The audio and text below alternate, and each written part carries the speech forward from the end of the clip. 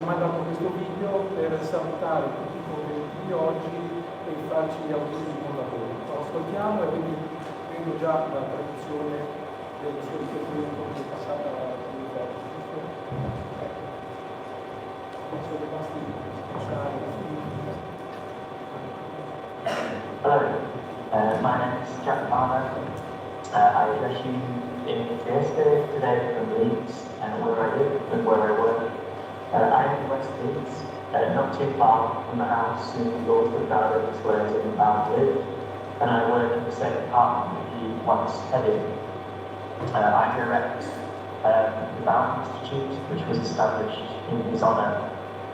The Bauman Institute is in its 15th year of existence, which is quite an important milestone for us. But of course we are gathered here, or you are gathered in Trieste for another anniversary, namely the centenary of Mr. Bauman. Over the course of this year, I've been involved in a number of similar events. Almost exactly 1 year ago today, I was in Chengdu, China, along with our friend Carlo Bordoni, at a large event on Mr. Bauman's legacy. In the summer, I was at the European Humanities University, a Belarusian university in exile based in Vilnius. I've been very preoccupied by what we mean when we talk about legacy, particularly in terms of my role as director of the Bauman Institute, which, beyond being a research centre in social theory, serves to maintain and further the legacy of Mr. Bauman. In the English language, legacy has two meanings. The first meaning is legalistic. It concerns material things that can be passed on to somebody after they die. Money, for example, sentimental objects, various kinds of assets. I think we might call this artifactual legacy, right? The kinds of artifacts that people leave behind them. And think about certainly left an artifactual legacy insofar as he left behind a physical collection of artifacts of his intellectual life, an archive, in other words. My work as a scholar has drawn considerably of this archive, which is held at the University of Leeds, and I was also involved in helping to establish and catalogue this collection.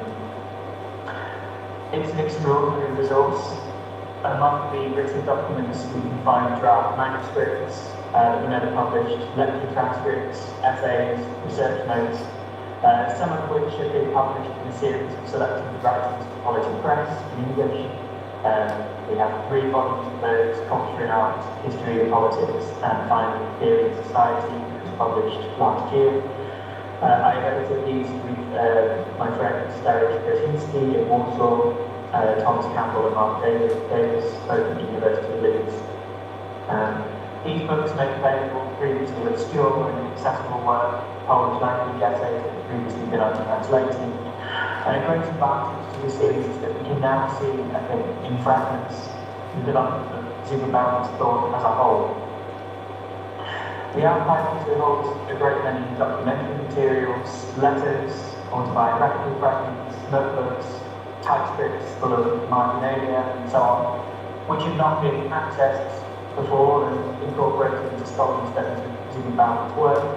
My own book, Zygmunt Bauman the West, published in 2023, draws on some of this material. But I'm getting a little bit bogged down in details here.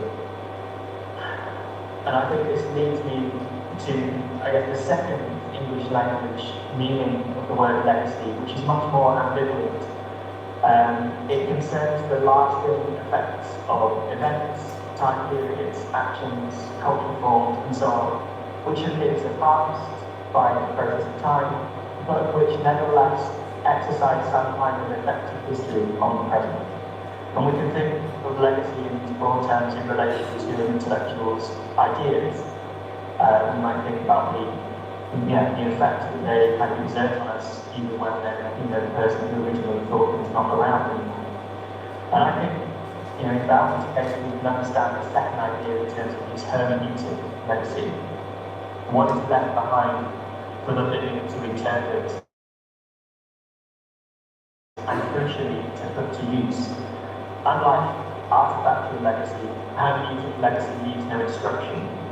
Zygmunt Bauman left no formally recorded wishes for his own remembrance for how we, as people who are interested in his ideas, should handle his profound intellectual legacy and his work in his physical actions.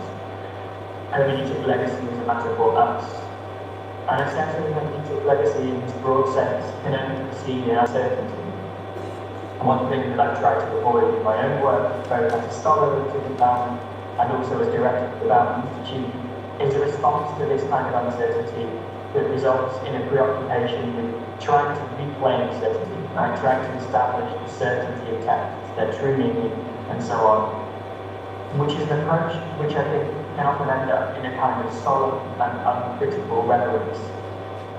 To me, this seems contrary to the spirit of Bauman's own work, and importantly, contrary to the spirit of Bauman's own interpretation of hermeneutics. As he wrote in Hermeneutics and Social Science, far from being once and for all passed into the text by